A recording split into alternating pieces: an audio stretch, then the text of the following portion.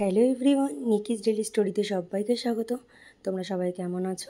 আশা করি ভালো আছো। নতুন একটা ব্লগ নিয়ে চলে এসেছি। জানি না আজকের ব্লগটা তোমাদের কেমন লাগবে, অনেকটাই ছোট হয়ে গেছে, তাও তোমরা দেখে আমাকে কমেন্ট করে জানাবে। সকালবেলা ঘুম থেকে উঠেই ফ্রেশ হয়ে নিলাম, ফ্রেশ হয়ে স্কিন কেয়ারটা করে নিলাম, করে বাসি জামাটা ছেড়ে মা দেখলাম চা করে এনেছে, আর এদিকে কাকিমাও এসছে। তা কাকিমাকে বললাম তুমি চা খেয়েই যাও, আমাদের এখনও চা খাওয়া হয়নি। আর এদিকে বিস্কুট আর আইসক্রিম, কোন দিকে ঘুমাবে কি করবে ওরা বুঝতেই পারছে না। তো দুজনে ঘুমাচ্ছে, আর এদিকে মা সকালে জলখাবারে বানিয়ে নিচ্ছে সুজি আর ময়দা দিয়ে একটা চিলা। মা এদিকে বানিয়ে নিচ্ছে আমাদের সবার জন্যে সকালের খাবারটা। এই নতুনত্ব খাবার খেতে ভীষণ ভালো লাগে, আর মা মাঝে মাঝেই বানিয়ে দেয়। দেখো সকালবেলা এত মেঘ করে এসছে যে মনে হচ্ছে এখনই বৃষ্টি নামবে। এটা রোজই হচ্ছে, রোজ সকালবেলায় এত বৃষ্টি হচ্ছে, বেলার দিকে রোদ্দুর দিচ্ছে, আর সারাদিনটা গরম। তা মা এদিকে সকালের খাবারটা রেডি করে দিয়েছে। দেখো ড্রাই ফ্রুটসগুলো সকালবেলা খাইনি, তা একই সাথেই আমি নিয়ে নিয়েছি। ওদিকে কাকিমা এসছে, কাকিমাকেও দিয়েছে, মা খেয়ে নিল।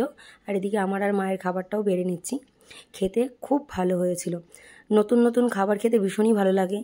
একঘেয়ে খাবার তো আমরা নর্মালি খেয়েই থাকি, তাই না? তো খাওয়া দাওয়ার পর আমার গান শেখানো ছিল, আমি গান শিখিয়ে নিলাম। গান শেখানোর পর মা দিকে দেখি রান্না করেছে, সেটা তোমাদের সাথে শেয়ার করে নিলাম। পনির টিক্কা আর এদিকে চিকেন কষা। তো যেহেতু আমার আজকে আর কোনো কাজ নেই, আমি স্নান করে ঘুমিয়ে গেছিলাম। তো বিকালবেলা ঘুম থেকে উঠে সবার জন্য চাটা করে নিচ্ছি। চাটা করতে করতে হঠাৎ মাথায় এলো যে ফ্রিজে সুইটকর্ন আছে, একটু সুইটকর্ন মেখে নেব। তো চাটা খেয়ে নিচ্ছি সবাই মিলে আর গল্প করছি।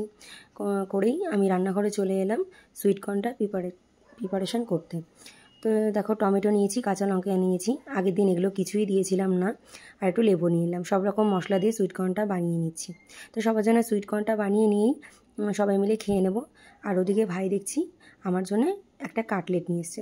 যে আগে যেহেতু সুইটকর্নটা মেখে ফেলেছি, কারণ এই জিনিসটা নষ্ট হবে, তার জন্য আগে সুইটকর্নটা খেয়ে নেব, তারপরে ফিশ কাটলেটটা খেয়ে নেব।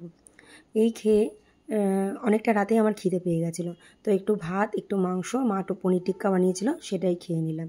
তো চলো ভিডিওটা আজকে এখানেই শেষ করছি। ভালো লাগলে লাইক কমেন্ট শেয়ার করবে, আর চ্যানেলটির পাশে থাকার জন্য সাবস্ক্রাইব করবে। চলো টাটা, গুড।